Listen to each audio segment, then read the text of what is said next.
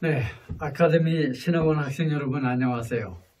네, 직접 만나서 강의를 할 수가 없어서 이렇게 영상으로 여러분 앞에 2시간 동안의 분량을 강의하도록 해드리겠습니다.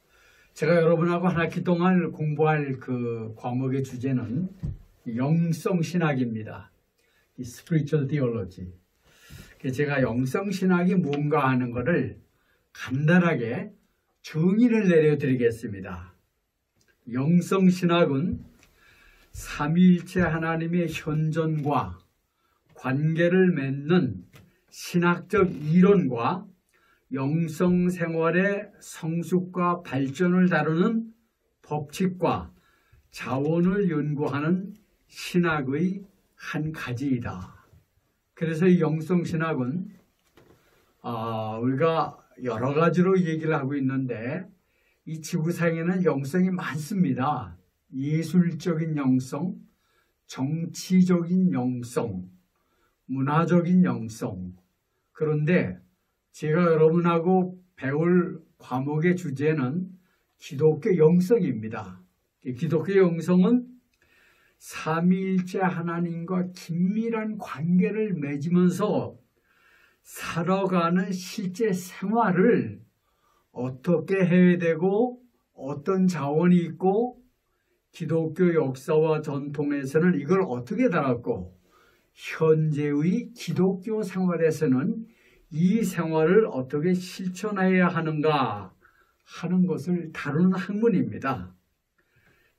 영성신학은 보통 이론을 따지자면 이론신학이지만은 그러나 우리 기독교의 예배와 기도, 영성 체험가들의 저술, 개인적인 체험, 또 심리학적인 분석 이런 것들 다 동원하지만은 우리 영성신학의 제일 중요한 자료는 신약과 구약에 있는 말씀입니다. 그래서 영성신학은 각 나라마다 문화마다 약간씩 영성의 의미가 다릅니다. 그래서 저는 이 강의의 마무리에 가서 한국 문화 속에서 자라난 여러분들이 한국 교우들에게 영성에 대해서 설명하고 생활을 실천하려면 어떻게 해야 되느냐 하는데 초점을 맞춰서 마지막에는 한국 문화와 영성과 관계된 의미를 가지고 결론을 내도록 하겠습니다. 먼저 성경에 두 군데만 여러분 말씀드릴게요. 창세기 2장 7절과 요한복음 20장 20절.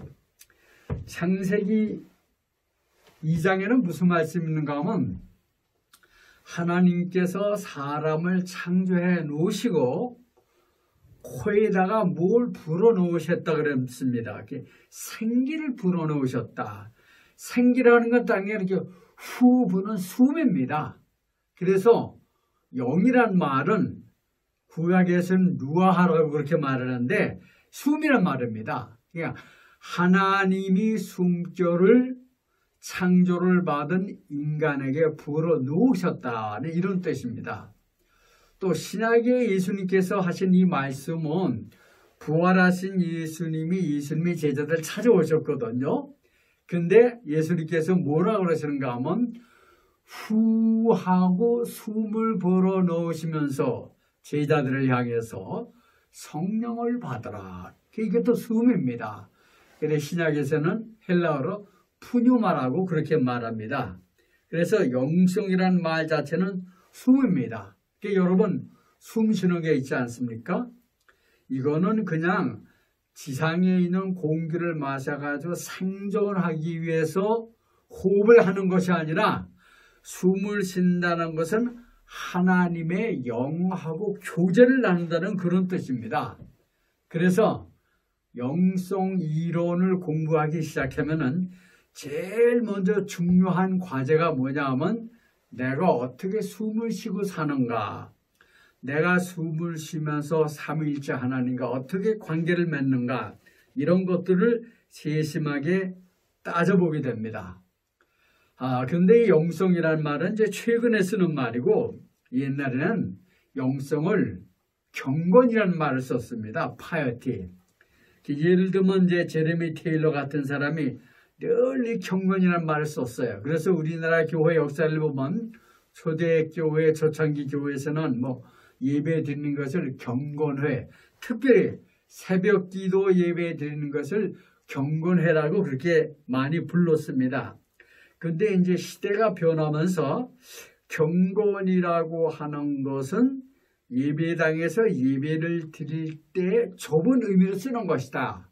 이제는 영성을 널리 퍼뜨려서 온 세계 사람들의 역사와 문화에도 적응을 하자. 그래서 최근에는 이 영성을 폭넓게 이해를 합니다.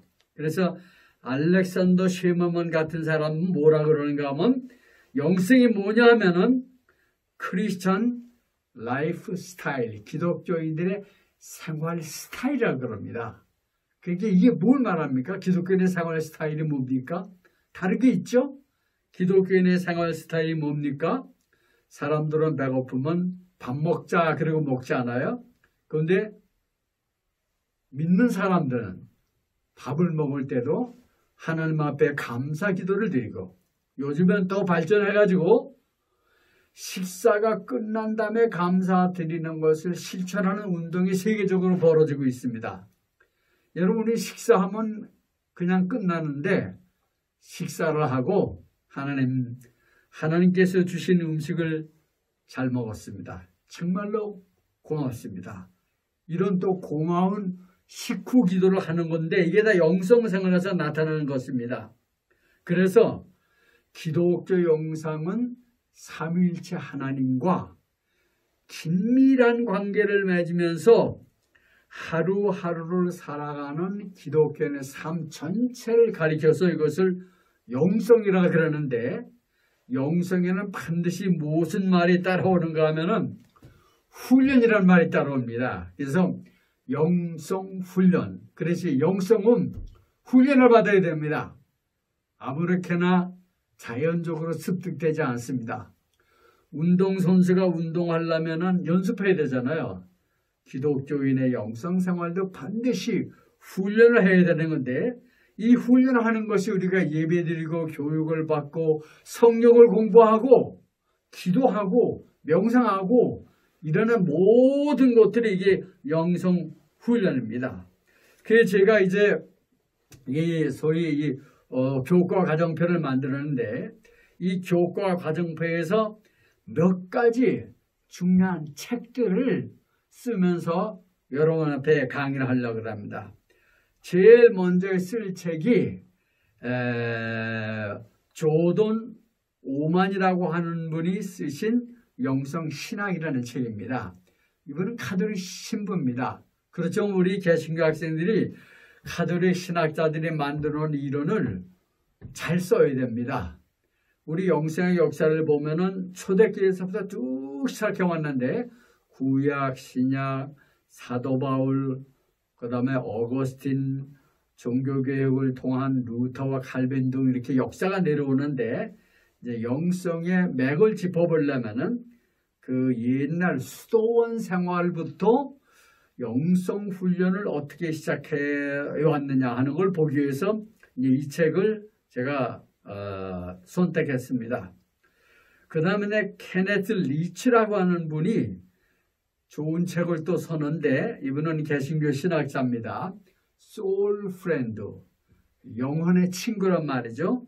그리고 소울 프렌드 책의 부제가 The Practice of Christian Spirituality, 영성생활의 실천이라고 하는 부제가 붙은 책인데 이 책은 영성훈련, 영성생활을 효과적으로 하려면 각자 알아서 하는 게 반드시 지도를 받아야 됩니다. 그래서 이 영성 지도를 Spiritual Direction 그러잖아요. 그 지도하는 사람을 Spiritual Director라고 그럽니다. 여러분 운동선수에는 코치 선생님이 지도해 줘야 되고 영성생활도 마찬가지로 지도를 받아야 됩니다. 그리고 목사님들이 뭐 하시는 분이냐 하면은 신자들에게 영성생활을 어떻게 해야 되느냐 하는 것을 지도하는 지도를 합니다. 이 책은 그런 걸 다뤘습니다. 그 다음에 노만 러셀이라는 분이 편집을 한 아주 유명한 책이 있는데 사막 교부들의 삶이라는 책이 있습니다. 여러분, 예루살렘이 기원 70년에 로마한테 완전히 망했죠. 그래서 많은 기독교인들이 피난을 갔습니다. 기독교의 유명한 지도자들 다 피난을 갔습니다. 어디로 갔습니까? 이집트로 갔습니다. 이집트 가면은 그냥 살 수가 없잖아요. 농사질 있고 먹고 살아야 되니까 나일강 북쪽의 유역에 흩어져 가지고 조그만 오아시스를 거점으로 해서 농사를 짓고 명상을 하고 기도했습니다. 이 사막 교부들은 성경책도 안 가져갔습니다. 하나님 앞에 기도하고 하나님하고 직접 만나서 살아야지 성경책 보는 것도 이것도 좀 다치스럽다. 그래서 그 사막 교부들 가운데 제일 위대한 최초에 나타난 사람이 성 앤토니인데 성 앤토니가 베푼 기적과 영성 생활은 오늘날까지도 영성을 공부하는 사람들 제일 첫 번째 만나보아야 할 스승님입니다. 성 앤토니는 이런 게 있었어요. 자기가 이제 농사를 지었거든요. 그래서 사막 근방에서 되는 이제 호박 농사를 지었어요.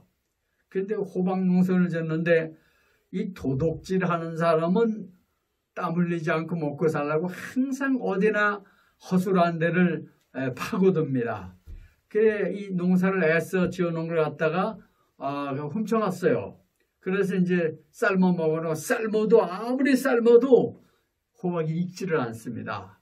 그래서 아무리 삶아도 익지 않으니까 호박을 다시 가져왔어요. 그래가지고 제가 여기서 호박을 훔쳐갔는데 이 익지를 않아서 먹을 수가 없습니다. 어떻게 하면 익힐 수가 있어요? 이렇게 물어봤다는 거예요. 그래서 그 호박에다 축복의 기도를 해줘서 가서 잘 먹으시오. 이러고 나무라지 않고 후대해 줬더니 이런 사람들이 다 뭐냐면 그분이 제자가 됐습니다. 그 사막 어려운 데서 끊임없이 예수 믿는 분들이 나타나서 제자가 되고 기도 운동을 벌이고 있는데 전부 이런 분들이 여기에서 은혜를 받고 기적의 은총을 받고 전부 제자가 되는 이제 그런 것들을 기록해놓은 그런 책입니다. 그 다음에 이제 베네딕트 와드로가 하는 분이 사막 교부들의 지혜라고 하는 그런 책을 썼습니다. 그 사막 교부들이 그 사막에서 아무것도 없어요. 사막입니다.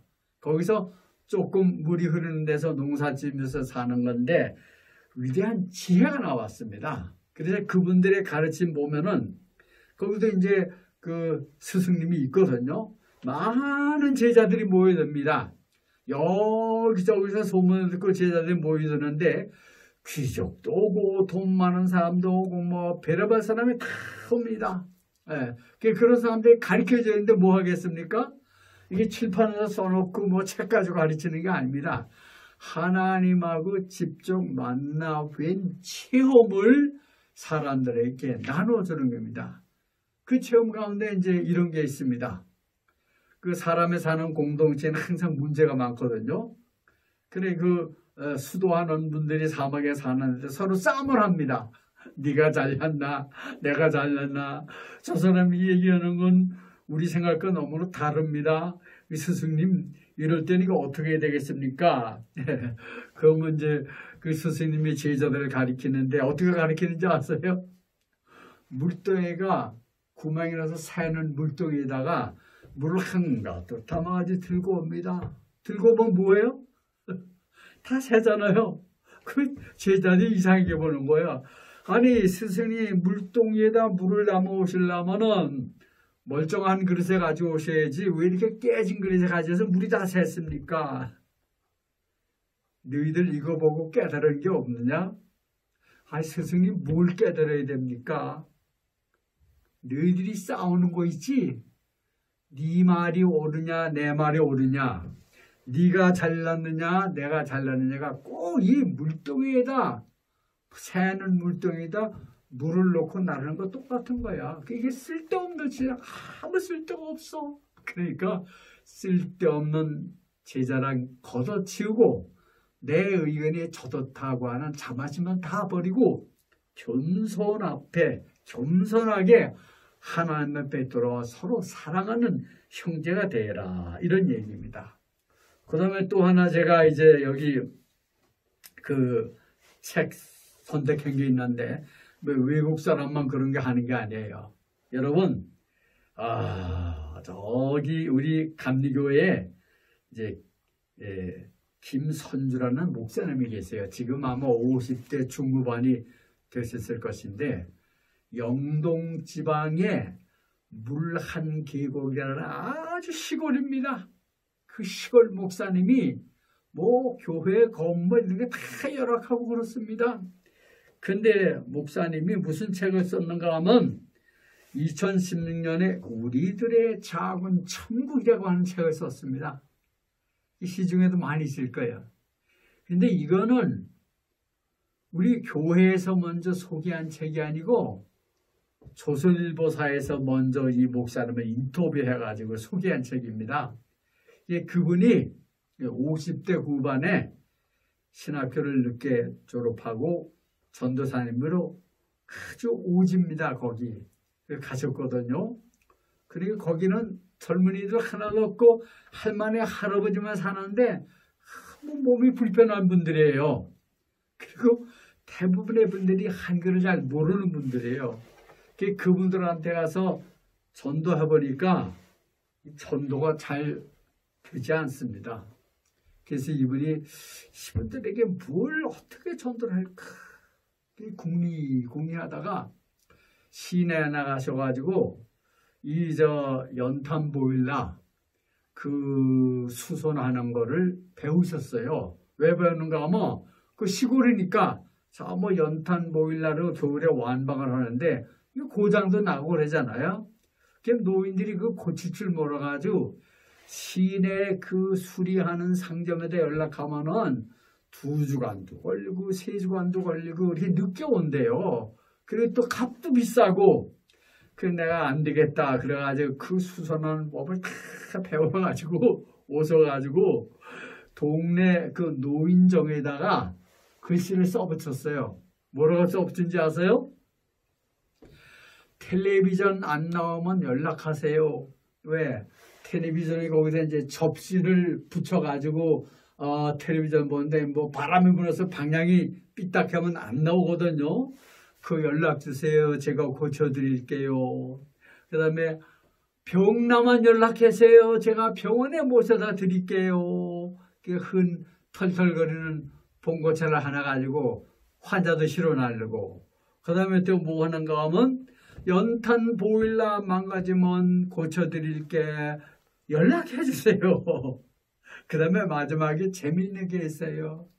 노인정에서 심심하다가 화토 칠 때 짝이 없으면 연락하세요. 제가 짝 해드릴게요. 이런 광고를 노인정에다 써붙인 거예요. 그랬더니 연탄 보일러 고장 났습니다. 몸이 아파 죽겠습니다. 이번에 빗바람이 불어치더니 안테나가 어떻게 됐는가지 텔레비전에 안 나옵니다. 그러면 그거 올라가서 바로 잡아주고 연탄 보일러 고쳐주고 뭐 이렇게 화투 칠 때 짝이 없어서 심심하다 그러면서 짝도 해드리고 그래서 그 동네 분들을 교회로 이끌어냈어요.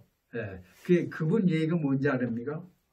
시골은 변방이다. 그런데 자연이 살아있고 햇빛이 비치고 모든 생물이 살아있는 시골에서 사는 이 할아버지 할머니들에게 나는 뭘로 전도하는가 하면 하나님께서 자연을 통해서 사람들에게 나눠주시는 영적인 자원을 가지고 전도한다. 그래서 그 교회 노인네들이 다 교회에 나온답니다. 그리고 글 모르는 분들에게 한글도 가르쳐줬어요. 그래가지고 성경을 읽게 되고 찬송을 읽게 되니까 눈이 띄었는데 그건 육신의 눈만 띄는 게 아니라 영적인 눈도 띄는 겁니다. 그래서 제가 영성생활은 실천이 따라가야 되고 훈련이 따라간다 그랬잖아요. 우리 감리교 목사님이 자랑스러운 목사님이 이거를 이제 해내신 겁니다. 그리고 이제 제가 끄트머리 가서는 우리 다 여기 이제 타교파에서 오신 분도 있지만은 감리교 우리 사역자들 평신도들이 오셨기 때문에 웨슬레 영성, 존 웨슬레 목사님은 어떤 영성을 가지고 18세기에 영국을 변화시키고 교회를 개혁했는가 하는 것을 좀 똑똑히 아셔야 돼요. 그래서 웨슬레 목사님과 찰스 웨슬레 목사님 두 형제가 전도하면서 영국 사회에 퍼뜨렸던 영성 생활의 중요한 과제들을 제가 여러분 앞에 설명을 드리고 또 그걸 가지고 이 얘기를 하려고 합니다. 제가 아까 마지막으로 말씀드리려고 그랬죠. 우리가 한국 사람입니다. 그래서 이 책 이론들 보면 서양 사람들이 많이 만들어냈어요. 신학은 원래 서양 사람들 책 많이 가지고 다니지 않아요. 근데 그것만 가지고 부족해요. 우리 한국 사람이에요. 그래서 한국 사람의 심성, 한국 사람의 성격은 무슨 영향을 받았나. 그래서 우리가 뭐 유교 영향도 받고 불교 영향도 받고 무교 영향도 받았는데 우리 하나님의 말씀이 한국 사람들이 가지고 있는 심성을 어떻게 새롭게 만들어주나, 어떻게 기독교 영성을 가지고 성경의 영성을 가지고 한국인들의 성격을, 한국인들의 영성을 건강하게 발전시켜주고 개발시켜줄까 하는 것을 끝으로 다루려고 이 강의를 준비했습니다. 그래서 제가 한 학기 동안 이 문제를 쭉 얘기합니다. 지금 이 시간은 소위 말하는 오리엔테이션 시간입니다. 그래서 이 과목이 무슨 교재를 가지고 어떻게 다루고 결론은 어디로 갈까 여러분이 궁금하시기 때문에 이것으로 제1강의 첫 번째 강의를 마치도록 하겠습니다.